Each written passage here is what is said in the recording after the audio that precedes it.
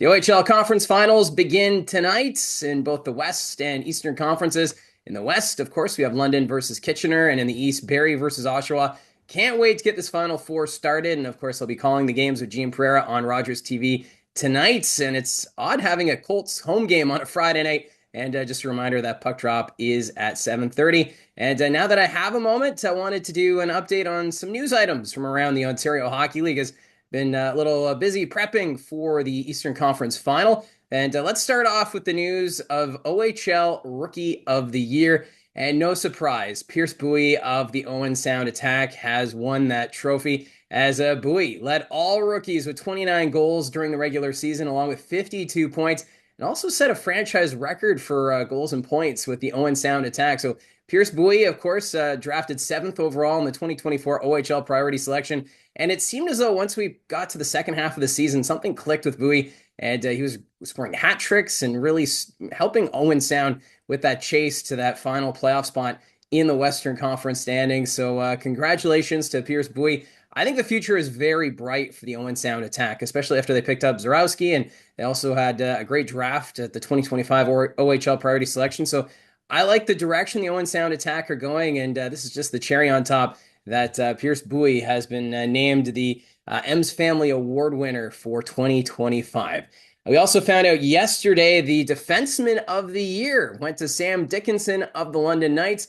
I think for some, they were wondering if Zane Parekh of the Saginaw Spirit would win this award this year, but no, it's Sam Dickinson. He actually set a London Knights franchise record for 91 points in the season. That was 29 goals, 62 assists. The San Jose Sharks prospect having an outstanding season on the blue line. And it's really no surprise that he's been named the OHL Defenseman of the Year. He has been really leading this team from the blue line out at times because, of course, there's been injuries, there's been the World Juniors, and just players coming and going out of the lineup. So Sam Dickinson, the future for him is bright. And, of course, the London Knights right now in the chase to try and win back-to-back OHL championships. And that's on the backs of players like Sam Dickinson. So congratulations to him winning the OHL's Max Kaminsky Trophy for the 2025 OHL Defenseman of the Year. And there was another signing this week. The Sudbury Wolves, they've been busy since the OHL's priority selection. They've announced that Vladimir Provorov has signed. He was their second round selection. And if that name sounds familiar, well, his brother played for the Brandon Wheat Kings and the Columbus Blue Jackets. So we've got another Provorov, but this time with the Sudbury Wolves organization. He's actually done quite well with the New Jersey Rockets. The last 2 seasons, he's been getting tons of points. He's very skilled offensively. 127 points in 75 games of action with the Rockets. So the Sudbury Wolves looking to rebuild and turn things around for this organization as they try to be competitive once more. I think this is going to be probably a year where they take a bit of a step back, and then maybe in 2 seasons we see the Sudbury Wolves contend for top spot in the Central Division. But signing their draft picks early is always a good sign for an organization, and right now Sudbury is the only team that's had any sort of commitments from their draft prospects. I know a lot of the OHL teams have been having their rookie development camps, and teams now getting a look at their players that they selected at the draft. But Sudbury Wolves, they like what they got, and right now they have signed Vladimir Provorov. So we'll see the Russian forward playing for the Sudbury Wolves next season.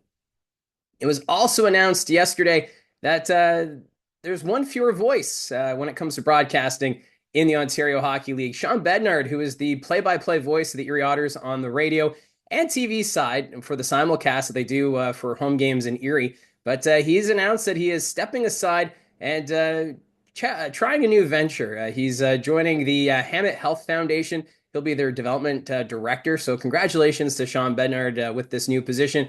I've had Shawn on the channel a couple of times. I think it's both times he's been on. He's helped me with a bit of a Western Conference season preview. And, Shawn is such a great guy to chat with. He's, just such an easygoing guy. And he's done an amazing job with the Erie Otters, calling almost 300 Otters games since joining the team as a broadcaster. He says it's been a dream come true doing the broadcast for the Erie Otters. But whenever you get a new voice that you become familiar with, it can be a little challenging to get used to someone else taking over, but it's nothing. It's not going to be anyone too surprising that's taking over from Shawn Bednard. As effective immediately, Trevor Kubaya, he is taking over as the play-by-play voice of the Erie Otters. I haven't had Trevor on the channel as of yet, so I guess that'll be an area of focus for next season. Getting Trevor on, get to know him a little bit more, as he started traveling with the team as the color commentator last season. I know he's filled in on play-by-play a couple of times as well for the Erie Otters. So if you're an Otters fan,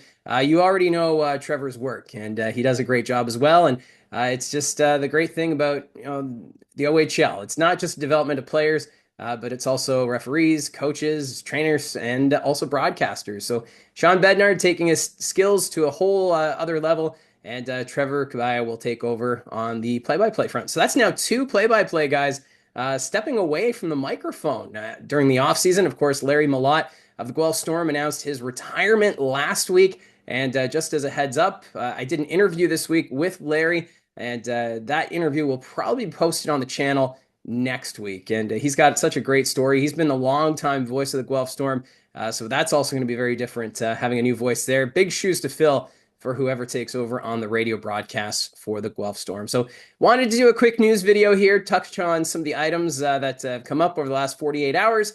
We got Puck Drop coming up tonight, so I'll be doing that game on Rogers TV. And just like the previous two playoff series with the Barrie Colts, I'll be doing a post-game recap, and you can expect that to continue during this Eastern Conference final between the Barrie Colts and the Oshawa Generals. So that's how I see it from the booth.